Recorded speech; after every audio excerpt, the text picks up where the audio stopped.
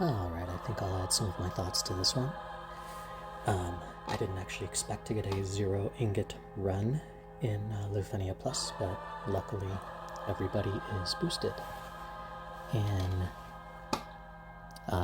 World of Illusions.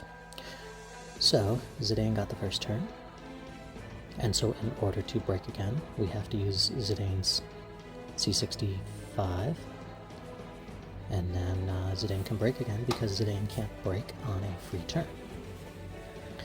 And we expect to give Pandemonium no turns here, so I'm just going to go ham with the debuffs and the calls. And let's talk about Aphmau a bit. So my Aphmau is 0-3, so she's not going to start with her EX buffs ready to go, or her skill 1 or skill 2 buffs. So I started with 6th element in order to get her offensive buffs onto herself, and normally I go into the LD to get her so that she can very quickly get her buffs onto everybody else, but I didn't do that here because I wanted to get Zidane to use his LD, is probably why I didn't do it. And I wanted to eventually switch Core's buff onto Aphmau. So Core and Aphmau is an interesting one. Like, that's a lot of frame buffs to give a lot of allies, and so it's tricky to run. However, they do work well with each other. You can put Core's frame buff on Aphmau, and Aphmau takes a lot of free turns, so Core builds up his stacks pretty well. And that's pretty nice when trying to use Zidane to delete turns, so that way Core doesn't cause the breaks, or doesn't steal Zidane's breaks, so to speak, and can still get a bunch of charges. Now, originally going into this, I had planned on, so I have to kind of make sure Pandemonium doesn't take a turn, or I could lose my 5 stacks of Kurasame's buff.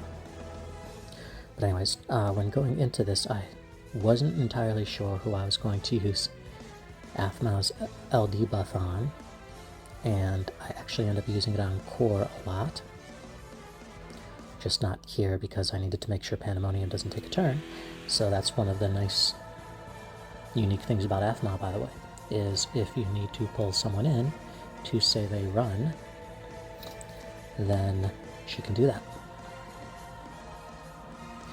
Zidane is naturally extremely fast, so he's going to blow through Aphmau's LD buff that she gives him anyways, which, if I knew what it was called, I would say its name, but I can't be expected to know the names of anything, especially the characters I use. Anyways, where was it? I didn't originally anticipate on doing this. Let me think. I think I saved the mug for when I put Core's buff back onto Zidane, I think is what I'm originally thinking here. Anyways, my original plan was to run Aphmau's LD buff on Core, and keep using it on Core, because Core very rarely ever runs out of skills, and I had tried this team earlier with a 0-3 Ignis instead of Aphmau, and Zidane kept running out of skills. And Core doesn't really run out of skills, so I thought, what the heck, I'll use it on Core, and at the worst, Core can keep charging up his stacks when he gets his free turns. And I hadn't even thought about this, but it also gives Core's off-turn damage additional damage, because he will have Aphmau's LD buff on when he's doing his off-turn damage, just like if he had Setzer's fixed dice and would hit rainbows on his off-turn. So yeah, it worked out better than I thought it would. And then the other kind of thing that threw me off about this team was I didn't expect Yuna to be as good of a friend as she was, because I had used a couple of green Zidane, I don't know, earlier as friends, and it didn't really work out as well as I had hoped. I think I ran this with my 3 ingot team with a Cloud of Darkness friend, if I remember correct, which I don't. And I pulled in Cloud of Darkness when the orb disappeared, thinking I would just get a ton of damage from the Cloud of Darkness friend, and then have Zidane back. What I was hoping to do with a Zidane friend, or in this case a Una friend, is to make up for the extreme reductions that happen at 29%. And then I realized, oh shoot, I forgot to apply Gabranth's debuffs. Don't forget to apply Gabranth's debuffs. So yeah, this team isn't entirely plug and play. There is some thinking that needs to happen with this team with regards to who to put Core's framed buff on, as far as which ally. You know, you want it on Zidane because with Mug, or with his booster 9 HP plus, he gets free turns, and that allows Core to build stacks up real well.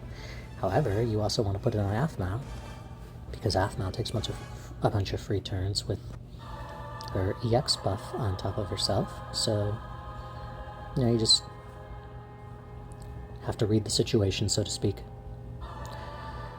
And the resistances are kicking in.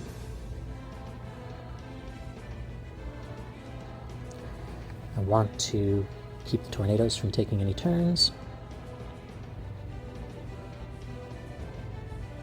So that's what I'm trying to do here, is stall without having to use Odin. Just in case, you know, I have to use Odin further down the line when Pandemonium pulls up the tornadoes again. And so I'm able to do that. I'm able to stall until the tornadoes unbreak, and then that allows Aphmau to go, which will give her a few more free turns, and then the tornadoes go away.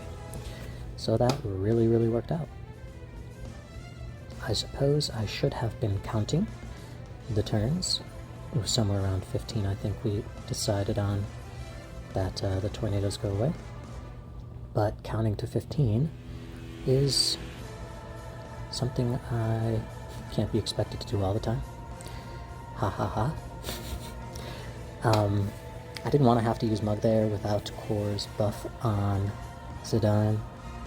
I think I'm going to pronounce his name differently every time I say it. But at the same time, I didn't want to use Zidane's EX while having Mug. Like, that's kind of a waste of Mug.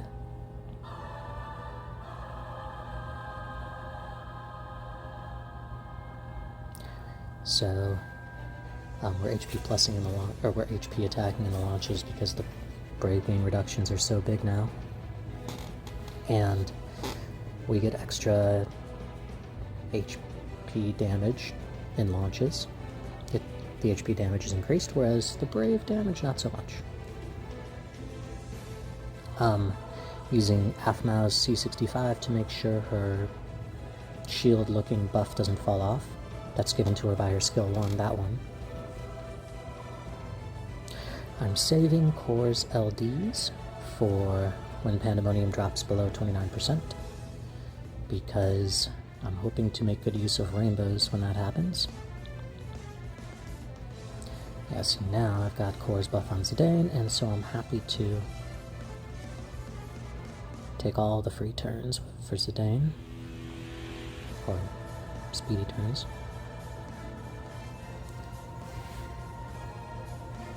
This team actually, between Zidane and Aphmau, takes a lot of free turns. So with all those off-turn attacks that Core was doing, keep in mind he had the extra 8 Brave and HP damage from Aphmau's LD buff on him. So it's nice when that happens. And now we're at the 29% mark.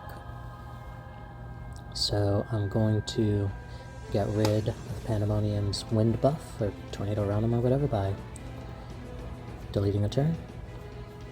And I plan on pulling Yuna out soon. I want to have Yuna burst before pulling up the summon, and so I need to make sure Yuna can take a turn first. If I wanted to get the most damage from Yuna's summon, I would have waited until the tornadoes went away. It did a lot less damage with the damage split like that, but sometimes you can't do things perfectly.